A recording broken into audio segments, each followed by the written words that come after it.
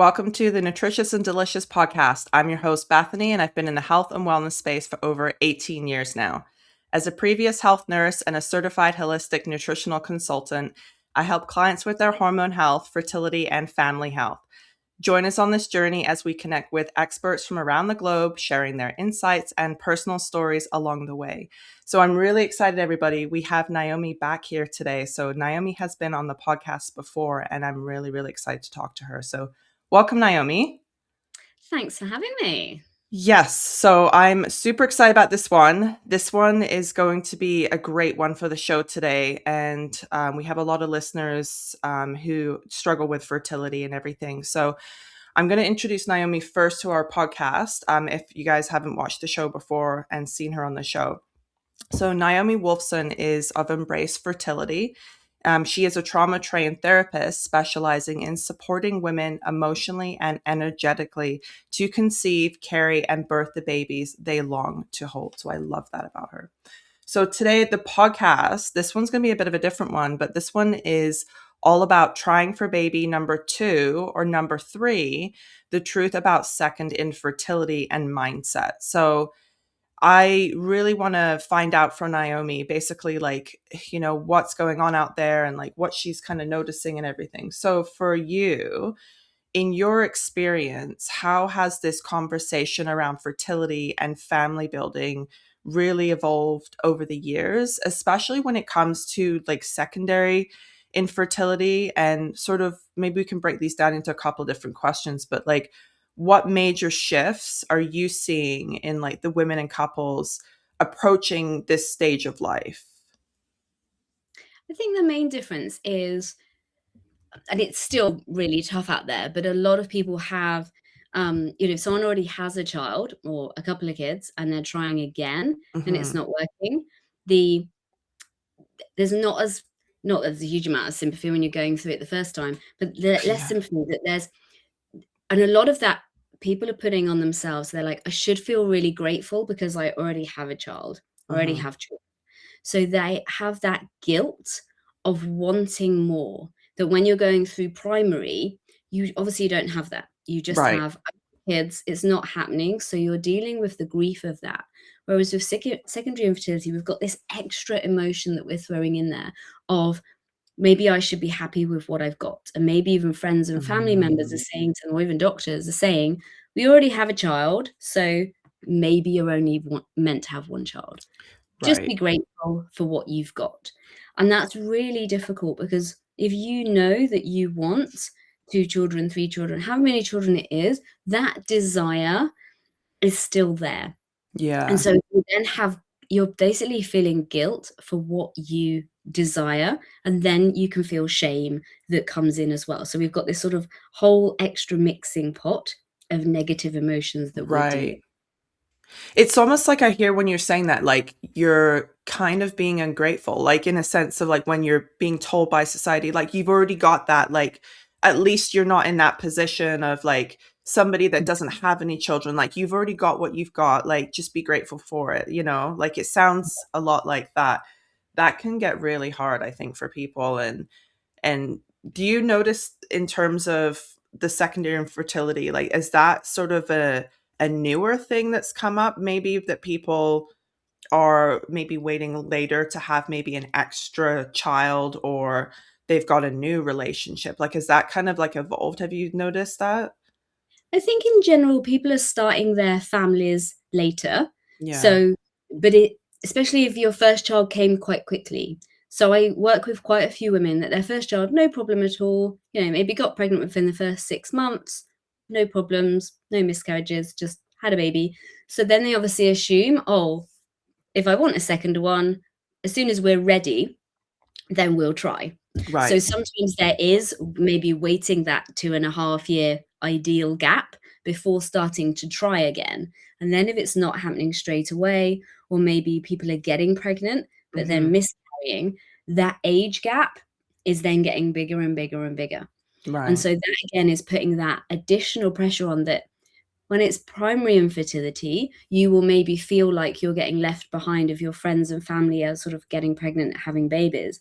but it's even more prominent where in secondary infertility, because all of the friends you've maybe made while you're pregnant with your first, they're all popping out their second or third babies, Mhm. and you're still trying. And so you can really see the age gap between your potential siblings getting bigger and bigger.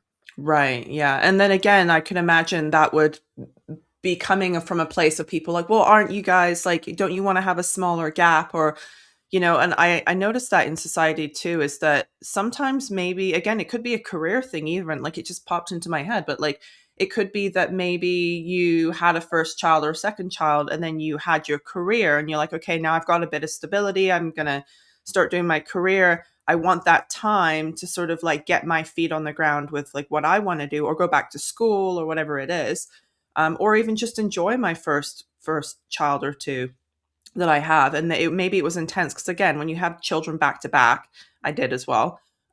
It's intense because they're both in nappies, diapers, and you're kind of almost like acting like you have twins. So it's like double the trouble and it's double the work. At the same time, you may say like, I just want a bit of a break and then have a gap. But like you said, that gap can get bigger and bigger. And I can imagine even like the comments of like, well, why are you waiting? And then your kids are too old and this and that. And like, they shouldn't be the babysitters or whatever. So I'm sure that like there's a lot of that probably going on. You said the guilt as well. Like many women feel immense guilt, maybe, or even confusion to like struggling with to conceive after having a child. What do you see happening like emotionally and mentally for parents in that kind of unique space, and how do you sort of reframe them sort of with their mindset and through that experience, because like you said, it's happened before but maybe it's not happening again. There might be some confusion and like, well, I did it before, like I don't get it, like my body's not broken, like it's just what is going on. Yeah, so when I'm working with someone at secondary infertility, there'll be certain things that I'll always check in with in terms of looking at any ways in which the mind and body might be putting self-preservation blocks in. So if there's anything that could stop your body from wanting to get pregnant and have another baby. So obviously birth trauma, Yeah. the obvious one. If you have any kind of birth trauma, definitely looking to do trauma release work, but also looking at right from the start, like how easy was it to get pregnant the first time? Did you want to get pregnant when you did, or was it a shock? Hmm. How was your pregnancy? How was early labor, the final stages of labor, birth? How was the newborn phase? How has it been, stepping into parenthood? And so we're looking at all these different things and seeing if there's any point in there where you look back and go, oh, that was really hard. Ooh. And if there's any resistance in your body, so if there's any way in your body, energetically, your body could be saying, oh, not yet. Like, oh, Yeah. like I want another child, but I don't want to have to give birth again. I do want another child, but what if I get really sick again? How am I going to look after my eldest if I've Right. got like chronic morning sickness again? Right. I'll be looking through all these touch points to see if there's any resistance there to getting pregnant again. And sometimes the things can be really, we don't have any evidence yet to Hmm. show if working on these type of self-preservation beliefs then means if we clear them, someone gets pregnant straight away. This obviously happens a lot in my work, that we will Yeah. work on certain things and then someone will get pregnant. But we don't have the studies yet to back this up. I'm hoping like in another 10, 20 years time, we'll be able to say, oh, if you clear birth trauma, you've got, a 60% higher chance of getting this thing. Yeah. Hopefully we'll have those studies. Until that point, it makes complete sense in my world that if there's been a struggle emotionally or physically in the whole journey of pregnancy, getting pregnant, Yeah. young birth, then it makes sense to be, doing that work when you're trying to conceive anyway. That makes a lot of sense. As you were just talking, I was just writing a few points down here, but it makes me think of when you say trauma work and stuff. I don't know if you've heard of EMDR, is like where Mm, you do tapping and things like that. yeah. That I think is really good for people that maybe they're not really sure about like what's going on like in their body, because the thing is like um trauma can get trapped in the body, and it doesn't always have to be like you remember logic things, and trauma can be a lot of different things, like you said. Like it can be the shock of pregnancy. It could be like maybe you're not ready. I don't think anybody is 100% sure, like ready financially, emotionally, everything always, but it happens, right? And there's pregnancy shock. There's going through the pregnancy itself. It could be really, really difficult in the beginning. Maybe you've had a miscarriage before, and then maybe you've had a lot of infertility issues, and you've struggled, and maybe now there's anxiety involved. Even after having a baby, like depression. Like I know for me, like personally, I think where I struggled this second time around was that I struggled more so thinking about the postpartum period, because I was so worried that like, oh no, what happens if it's like this all over again? And like, what happens if I feel this way and I don't want to feel like this again? And it was a completely different experience. But I think during my second pregnancy, I was really worrying myself into that sort of frenzy of like, well, like it's probably going to be the same experience, because that's just my experience of maybe Yeah. having a newborn. But it was a completely different experience. And I think it was my mom that actually told me, she's like, it's they're going to be two different babies, and they are like, they were completely two different babies for sure. And also just the experience as well of having a second, I felt a lot more confident, which I didn't think that that was going to happen.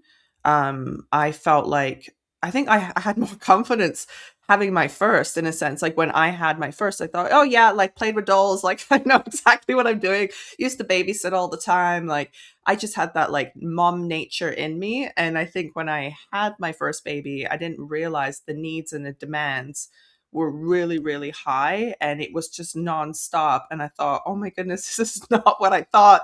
This thing like doesn't have an off button. But then second baby came along, and I think because I had sort of that more of a relaxed state. I had been through sort of the hard times, and I knew what to do with colic baby for sure, and how to handle that. I was like, oh, this is like, this baby is a breeze now, because it was just the opposite.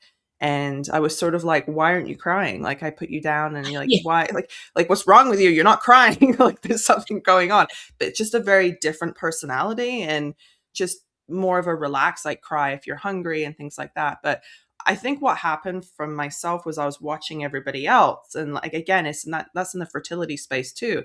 When I postpartum had my baby, I'm sort of watching everyone else like breeze through it, like bouncing a happy baby on their lap, and they burped and that was it. Mine barfed all over me. I was covered in vomit, and I'd have to like go home and change. And just, it was just a bit of a nightmare. And I'm like, am I the only one here? Like it felt like I was failing, like, or like not doing well. And I can imagine on the fertility end or the pregnancy end, again, like the woman that's probably throwing up every day, like that's hard enough. Like I only went through that for a few weeks, but like looking at other women like, oh, I'm just glowing, I'm just like enjoying this, and you're like, what? And then obviously with the fertility aspect is that, you're trying, and you're trying to do all these things. You're doing acupuncture, and you're doing all these meditations, and you're trying to like quote relax. And everybody else is like, yeah, I just randomly got pregnant. And I'm sure you're probably like, what is going on, right? Like it gets into that, like, what am I doing wrong? And it's a horrible place to be, because I've been in that aspect for myself postpartum, so I know how that feels. I know what it feels like to look around and be like I'm defective, like there's something wrong with me, and it's not. I think it's like it's a mind trap. But I love that you say that, like, um there is some sort of resistance there, and I wish I kind of known this myself and like helped myself out of it. The big one for me, what really helped in those spaces, was being around other people that understood. So again, Naomi, you've gone through like your own stuff as well, and we'll have a little chat about that. But I think it's really good to sort of understand that you're not alone, and there may be some resistance going on there. That, like you said, there could be different stages. There could be the pregnancy stage, could be the getting pregnant stage, it could be the after, could be maybe not feeling like you have the support network, the reliability after your children sort of are born. Like maybe those are the stages. And like you said, it's sort of that, your body's trying to self-preserve and block and shut down. I know you've lived through like your own infertility, so you had that experience as well. How has that personal experience changed the way that you coach others? And what lessons do you think society still needs to learn about this compassion and awareness for those like quietly navigating secondary infertility? Because I know what it feels like to be quietly navigating the postpartum. So you kind of give us a little bit of spiel on your stuff. Yeah, I think it's so difficult, especially if you're surrounded that your friends and family, like your peers, because Yeah. generally we'll go through things at the same time. So maybe we'll be at school with people the same age as us, then maybe we'll go to university, then we'll all start working about the same time and meet our partners, and then everyone gets married about the same time, then everyone starts having babies about the same time. And if you've been on that trajectory, and especially you've had your first child, even second child as well, on that trajectory, and then you just assume, right, well, I'll be having the next one now then, because Yeah. everyone else is. And suddenly you don't fit the norm, you don't fit the mold. And you've always had people in your life to be able to talk to about, meeting your partner or getting married or having your first baby. Everything's kind of lined up. And Mm-hmm. then when it comes to the second, you're suddenly like, well, hang on, what's changed now? And so it's finding a community where you feel safe to speak about that. So, as Yeah. part of the Embrace Fertility, Beth and my course, we have the Embrace Circle, and that's a space that you can come into and meet other women who are going through similar experiences. So, there's always a mix of people going through primary and secondary infertility, some people going through donor conception, a couple of ladies at the minute going through surrogacy. And so you've got those similar touch points, but it's so nice. Always create a separate space where women who are going through secondary can go sort of separate to the main group and talk about the unique things that they're experiencing without feeling, because again, they feel guilty that they don't want to trigger Right. those ladies who aren't, haven't had a child yet. Yeah. And a big thing can be feeling that you're not being present with your existing child or children. That the worry, and like you said about like going to acupuncture, doing the meditation, when you're going through primary, you may be working and then focusing on getting pregnant. And Yeah. that's, you can kind of compartmentalize, can't say that word. You know what I mean? Put it in a Compartmentalize. Yeah. That's the one. Yeah. These things, whereas obviously when you're a mother as well, you're Yeah. then trying to do the things to support your fertility, but alongside doing the best that you can while you're mothering. And so when I've working with a lady at the moment, and she said like one of the biggest reasons she wants to come and work with me is the fact that she's like, I just feel like I'm missing it. I am so desperate to have a second child and to create a sibling for my son. And that's the words she uses. She's like, this other child isn't just for me and my partner. Yeah. I want a sibling for my child because I was one of two, and I don't want my child to be an only child. I feel like I'm failing him, but Right. I'm There's that also guilt. Yeah. feeling, yeah, I also feel like I'm failing him now because I'm not present. He's asking me to get down and play with him, but my head's like, well, I need to be Googling the next treatment or the next Yeah. diet supplement, something. Yeah. I'm gonna be present here, but also not take my foot off the gas in terms of what can I do to get you Yeah. a sibling. So she's got this pressure from both sides. It's a bit of that control aspect in terms of like, I think, like you said, the Googling. It's like you're trying to sort of figure out a plan. So it's like, if I'm not looking, I'm not actively helping my Yeah. health.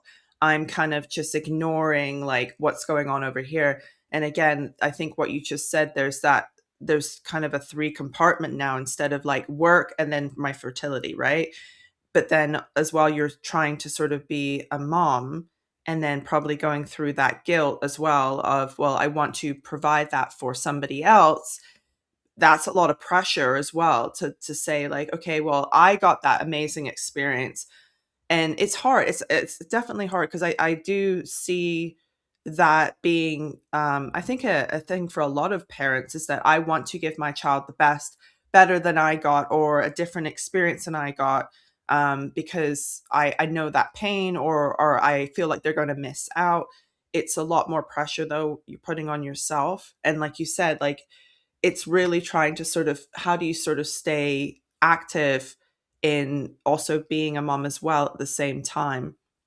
Um, That's a really difficult place to be as well. What I think from your perspective as well, what difference are you noticing between the parents that are experiencing secondary infertility, maybe already having maybe one, two, three children, and trying for more, then going sort of through with parents that are like dealing with it for the first time? Like, are you noticing any other kind of shifts or changes in terms of like there's an age factor, there's like new relationships, life stress? Like, how do those kind of emotionally and physically come into play? Like, what are you sort of noticing between those different couples or women?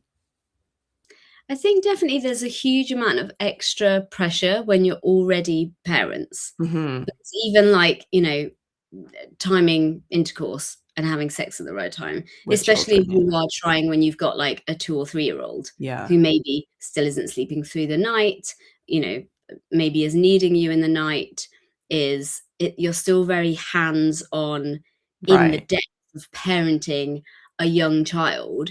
And you can also have those conflicting thoughts that you are like, we know we really want a second child. And then you have, 3 really bad nights sleep in a row. And then you go, Maybe not. should we wait a bit you can then so I've worked with clients who then have that thought and then Yeah. go, "Oh my god, no, I do really want this," but then they start beating themselves up. They're like because they've had a wobble, and we all, Yeah. all parents, all mothers will have days when you're like, "Was this a good idea?" Like, I wanted my kids, like, since my mum had my brother when I was 2.5, I knew I wanted to Aw. be a mum, but I Yeah. still had days when my kids were little that I was like, "This is bloody hard." It is. Like, Yeah. wow, it doesn't mean you don't want it. It doesn't mean you don't love them. It doesn't mean that you don't want another child. It Right. just means in that moment, it's hard. Yeah. And so when I'm working with someone with secondary, I'm also very aware of it's not realistic. If someone's going through primary, we're balancing what time can they give to the mindset work and listening to the hypnosis tracks and coming to therapy sessions. But when someone's then mothering as well, it will be that sessions get cancelled because your child is ill or Yeah. childcare falls through or something comes up. And it's having that awareness for that and creating space in the work that we're doing around that so they don't feel like, again, oh, this is taking longer and because I'm already a parent. It's that Right. we can use that to support the situation rather than being in detriment to it. Right. It's sort of how can you integrate into them as especially as if they have a newborn or a little toddler or something like that, and sort of how do we sort of make this work for them versus they again some another area they feel like they're failing. Oh, I didn't show up to my call, or Yeah. I have to cancel, or again, it's more guilt, right? And then it's then trying to get like the priority straight and everything. It's I think it's stressful enough. I think just in life in general, and even now throwing this hammer into the mix is the cost of living. So the cost of living is, I think, a big one, and that's a massive stress for a lot of families and reasons why maybe couples delay trying, I would say, in terms of, well, it's already more expensive to put children through school or education, and nappies are expensive, and formula, if you go that direction, like equipment is expensive, like all these things. So it's like, how do we sort of navigate those lifestyle stresses and sort of that modern expectation of doing it all, and like how does that impact like fertility and men today in terms of like this modernization of like probably you're seeing this as well, but now both parents are probably working to support maybe the children that they already have, um and maybe sort of like what you said, like maybe they're rethinking like, well, we're having these hard nights but we're going to work as well, and like all these things are kind of being thrown in the mix, so like a bit of a hard time here. What mindset or lifestyle shifts do you find like most, I'd say, transformative when supporting these couples or even women on their own trying for baby number two or three? Like what kind of discussions are really coming up like now in this sort of modern society? So we're really looking at, instead of fertility just being about eggs and sperm and womb, Yeah. really looking at nervous system regulation. And this isn't just about like bringing yourself out of stress every day, and you're back into stress and bringing Yeah. yourself out. It's about creating the norm of what you can hold, what your capacity is, feels really comfortable. So then if additional stress comes in, you're not feeling completely flattened by that. So you're creating this really strong foundation of you feeling confident in your body, feeling calm in your body, really understanding what you need to have set up in your life, especially if you're already parents, what things you need to help you be you regulated and be your best self, and then what things you add to that to then support your body to nurture and nourish another pregnancy.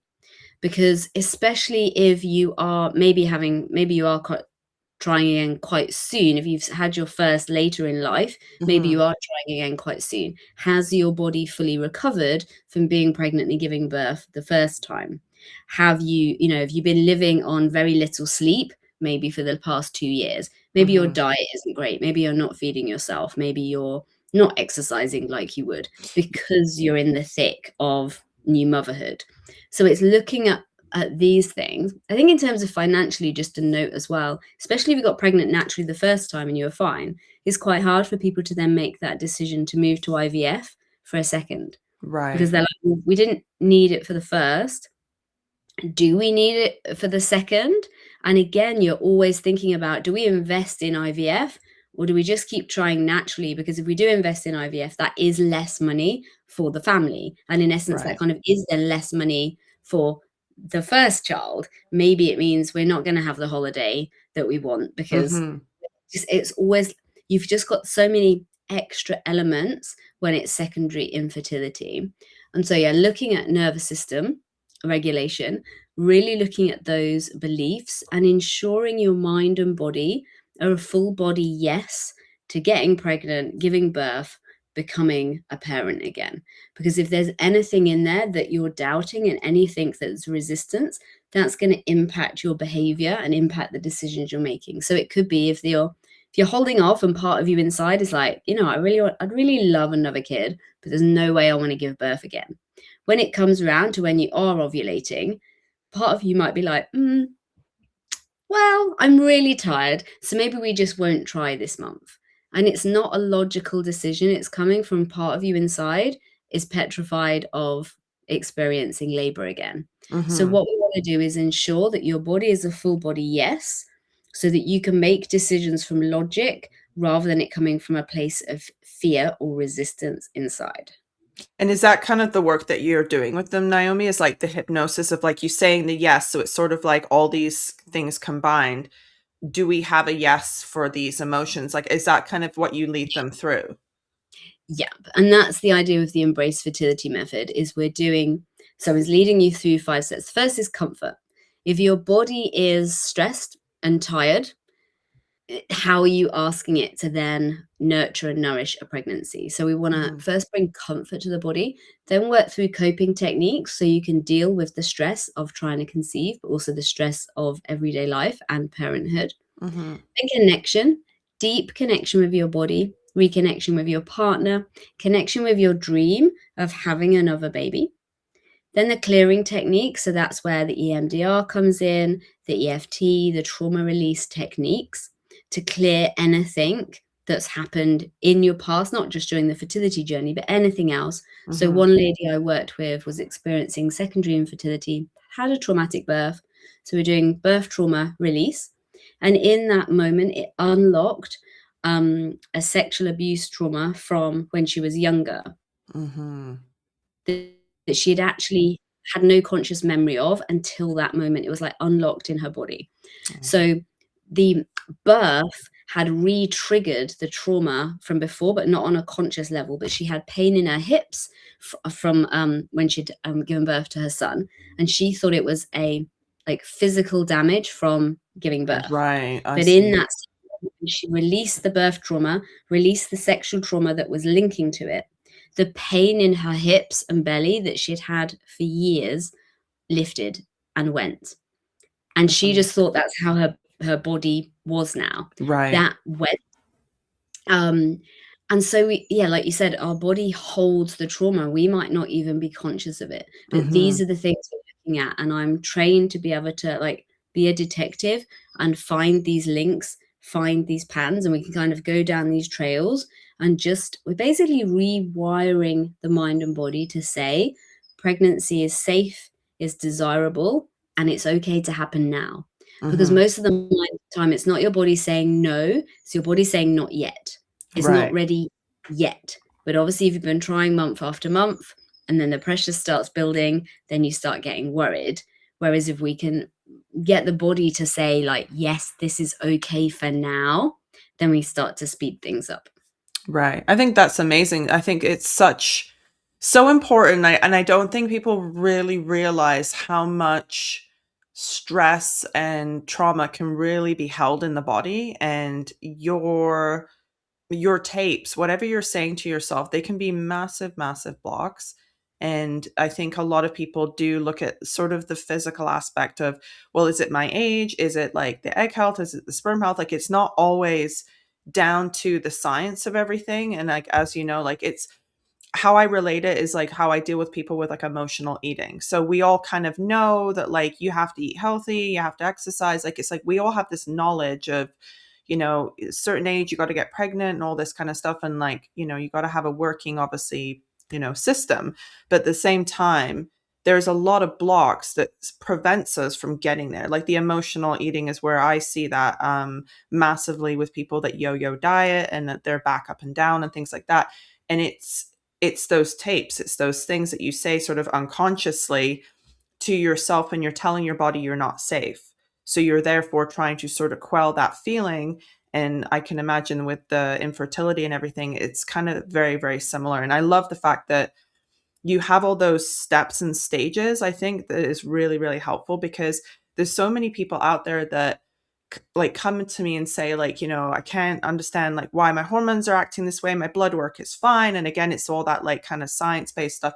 Or I've been told by doctors I can't have like a pregnancy and this and that. And again, there may be just some like emotional stuff going on. And this is why I love having somebody like Naomi as a resource, because it's amazing to be able to say, okay, like I can hear in like the conversations that we're having, we have some blocks going on. Like this is where I think Naomi can really, really help you. So thank you so much for coming on the show today, Naomi. Where can our listeners find you? So my website is embracefertility.co.uk and I'm Embrace Fertility on all social media platforms. Wonderful. I'm going to put that in the description for everybody. So go and check out her stuff.